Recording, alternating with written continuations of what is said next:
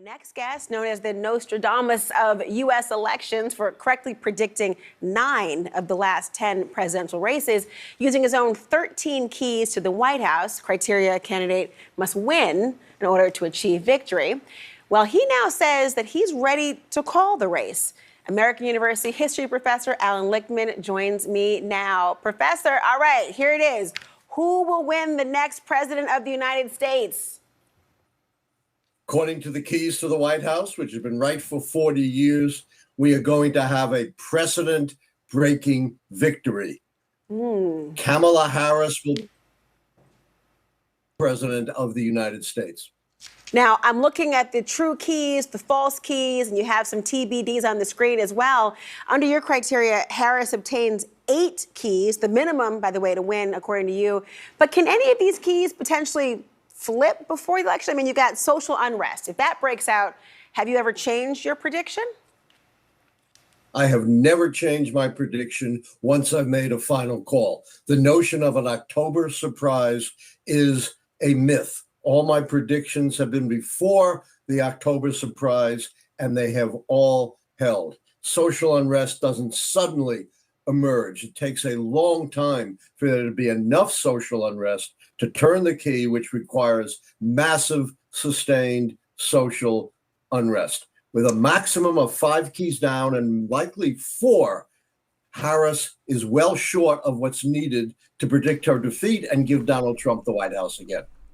My next. So you just heard that there from a guy by the name of Allan Lichtman, you know, the Nostradamus of predicting elections. And I made a video about why I felt Trump was going to win yesterday, and several of you commented, well, Allan Lichtman predicted Kamala's going to win. And I'm going to touch on that here in just a second. I don't want to make this video crazy long. But before we get into, because he said he has 13 keys, right? We're going to get into those 13 keys and why I believe he is wrong. But what I want you guys to do for me is, one, share this video with your Republican friends, family, your Republican coworkers, all right? And I want y'all to be honest with me, all right? I want you to be completely honest with me in the comment section on if you think I'm right or I'm wrong and why you think I'm wrong. So let me know in the comment section. But before we get into that, I do want to play this video clip because I think it also gives a little more insight into who this guy really is. And to be quite honest, I think he hates Trump, but I'll play this clip really quickly and we'll get into those 13 keys. You know, I love you guys in the media, but I have to say you are complicit in Donald Trump lying and conning his way to the presidency. You know, all the attention has been on Biden's faltering debate, but Donald Trump's debate was vastly worse. It was based entirely on lies, more than 30 significant lies. That's one lie for about every 1 minute and 20 and 30 seconds. He threatened our democracy by saying he wouldn't accept necessarily the results of a fair election. He said he would seek retribution. Why wasn't that the headlines? Why wasn't that the greatest concern from the debate, rather than all the focus on Joe Biden? You know, there's an old saying, it's not just the evil people who wreak havoc on the world. It's the good people who don't do enough to stop them. And the media right now is complicit in Donald Trump gaslighting his way to the presidency and threatening our democracy. Yeah, so did that sound like somebody who even likes Trump even just a little bit? No, you know, he used the old Democrat line, threat to democracy, right? Why not go after Trump instead of going after Biden, who clearly had a terrible debate? He also said Trump's debate performance was worse than Biden's, which I don't know how anybody could come to that conclusion. And that last tidbit at the very end was very, very telling. He said it's the good people also that don't do enough to stop evil. And he accused the media of being, you know, good people who aren't doing enough to stop evil. So with that being said, we're going to get into these 13 keys. I've got some notes here. So if you see me looking down, that's why. Just full disclosure. I just want to make sure I hit all my points. Typically, I don't have notes. I just talk. But let's get into this because I don't want to make this video crazy long. We're already 4 minutes in. So party mandate. Let me put my face on the screen. There we go. Okay, so with these, he claims you need 6 to be false in order for Kamala to lose. There are already, I believe, 3 that are false. Yeah, 3 falses. He said you need 6 for Kamala to lose. So let's go through this. And I want y'all to be honest with me if you feel that I'm cuckoo for Cocoa Puffs, all right? Party mandate. After the midterm elections, the incumbent party holds more seats in the U.S. House of Representatives than it did after the previous midterm elections. That is false. They don't. So let's move on. Number 2, contest. There is no serious contest for the incumbent party nomination. Excuse me. I would say that is false because you have people like Dean Phillips, you had Marianne Williamson, you still have Jill Stein, you got Cornel West, you had RFK Jr. I mean, they pushed RFK Jr. out, and so he ended up running as an independent, and they pushed him even further than that because they tried to take him off the ballot, so he ended up running, or now he's basically running with Trump, teaming up with Trump. He's told all of his supporters, hey, vote for Trump. Not in just the swing states, but in all states. And I showed you guys that video yesterday, I believe. Like, he's completely done. Like, he wants all of his supporters everywhere in every single state to vote for Trump. So I would say that's false, but we'll give them true. Y'all can let me know in the comment section whether you believe they should have that or not. Okay, number 3. The incumbent party candidate is the sitting president. False. That's in favor of Trump. Move on. Number 4.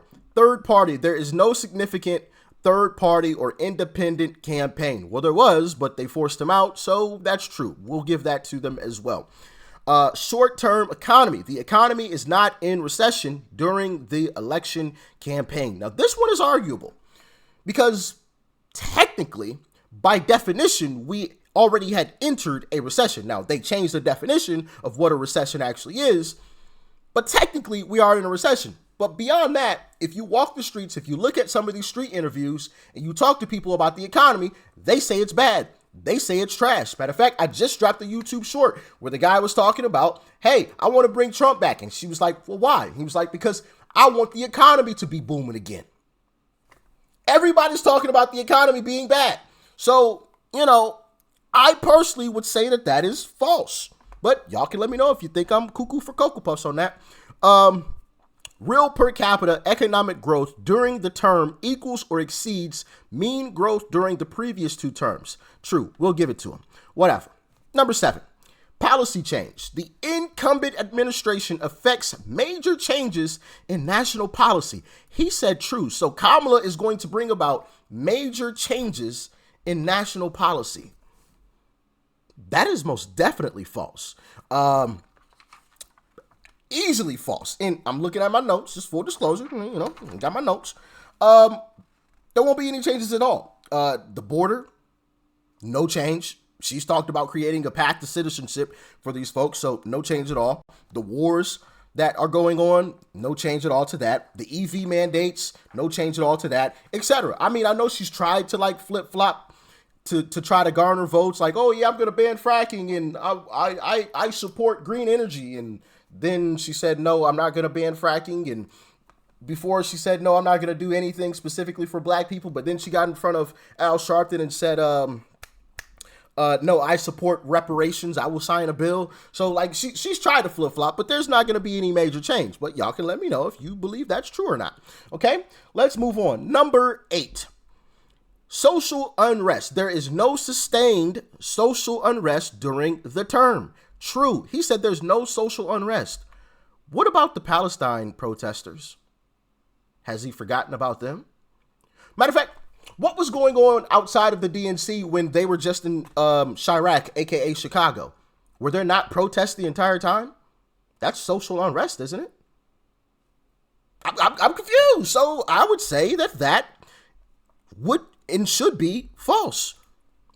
Number 9. The incumbent administration is untainted by major scandal. True. Untainted by major scandal? Biden being pushed out? Lying about Biden the whole time when you knew, you said Biden was fine? And just after the debate, no major scandal? Hunter Biden laptop? Cocaine being found in the White House? No major scandals? The war debacle pulling out and American soldiers dying because of it? No major scandals? I'm just saying, like, and this is all off the top of the head that I wrote down on this piece of paper right here. Like, it's just crazy. Just absolutely crazy. Nancy Pelosi suggesting that Biden didn't write his resignation. He was forced. Like, no major scandals, though? Okay. I would say that one's false as well. Incumbent charisma. The incumbent party candidate is charismatic or a national hero. He says false. I agree. That's in favor of Trump. But check this out. Challenger charisma. So Trump. The challenging party candidate is not charismatic or a national hero. Trump isn't charismatic? What? Now, he may not be a national hero because the media has convinced a portion of the country to hate the man. So I wouldn't say he's a national hero, but it says or a national hero. It doesn't say and a national hero. And look, this is his wording. It says or a national hero. So he only needs to be one. Donald Trump is most definitely charismatic. Do y'all agree? Let me know. That's number 11, okay? That is number 11. Number 12. Foreign military failure. Oh, goodness. The incumbent administration suffers no major failure in foreign or military affairs. No major failure. Now, granted, he didn't mark this one, but he should have. This one should be false. The incumbent administration suffers no major failure in foreign or military affairs. No failure? The Afghan debacle? Huh? They're using our equipment that we left and laughing at us now. The families of some of those soldiers who unfortunately passed away, coming out in support of Trump and demeaning Kamala recently. Y'all remember that? Because they tried to go out, Democrats and Kamala and the rhinos tried to go after Trump for taking the picture, and the families came out and defended Trump, and you see how quickly that story disappeared. So no major debacles. We had Americans die under your watch. Die under your watch. Israel failure. Okay. So I would say there's another false. Back again. Let me flip my page over. Back to my notes. Okay. Number 13, foreign military success. The incumbent administration achieves a major success in foreign or military affairs. False. Where have they had any success? Where? Y'all let me know. Let me know. Maybe I missed it. Where has there been any success in foreign or military affairs? Talk to me. Talk to me. I don't see any. There's still Palestinian protests everywhere. Outside the DNC to be exact. So that's not a success. Israel, that whole situation, right? Ukraine, that's not a success. The debacle with the pullout, that definitely wasn't a success. So where's the success? So that's another false. All he needs is 6, according to Lichtman. All Trump needs is 6. So with that being said, let's go through it again. All right. So party mandate, false. That's 1. Contest. There's no serious contest for the incumbent party nomination. I'll give them true. I'll hand it to them, right? They can have it. Take it. Incumbency. The incumbent party is sitting in the incumbent party candidate is the sitting president. That is false. That's 2 falses. Okay. Trump only needs 4 more. That's 2 right there. Third party. There is no significant third party. They got that one. Short-term economy. I would say that one is false. That's 3. Long-term economy, we'll give them that one. Policy change, number 7. I would say that one is false. That's 4. Number 8, social unrest, the Palestinian protests. That's false. That's 5. Number 9, scandal. Untainted by any major scandals. I named all the scandals. Biden kicked out, Nancy Pelosi suggestion, the laptop, cocaine being found in the White House. That is false. That's 6. That's 6 right there. But let's continue on. Number 10, incumbent charisma. The incumbent party candidate is wait, where are we at? Yeah, here's a false. Excuse me, I got confused. I'm reading these wrong. I'm looking at my paper and looking at this at the same time. So here's a false. This is his own false, so that's 7. Challenger charisma. Trump does have charisma. He is charismatic, so that's another false. That's 8. 8 falses. You only need 6. Foreign military failure. I talked about that. So that's false. Where are we at? 9, I believe. Hold on. Let me count these. We got 1, 2, 3, 4, 5, 6, 7, 8. I believe we're at 8 right now, if I am counting this correctly. Yeah, so we're at 8. And number 12, the incoming administration suffers no major failure. That's 9. 9 falses. Remember, guys, Trump only needs 6. And 13, the incoming administration achieves a major success. They haven't achieved any. So that's 10 falses. And I rest my case. Y'all let me know in the comment section if you believe I'm crazy, cuckoo for Cocoa Puffs, whatever. But according to his own analysis, his own, keys, that's a Trump win. That's a Trump victory. And I think the reason why he's marked them true when really they're false is because he low-key hates Donald Trump. And that's the reason why I played that other video clip earlier, right after, the second clip that I showed you guys, when he was saying the media is responsible and that whole thing, and Donald Trump had a better debate performance. Yeah, that's part of the reason why I played that clip. Come full circle now, huh? So I know some of y'all were probably like, why in the world is he showing this clip? And that's why.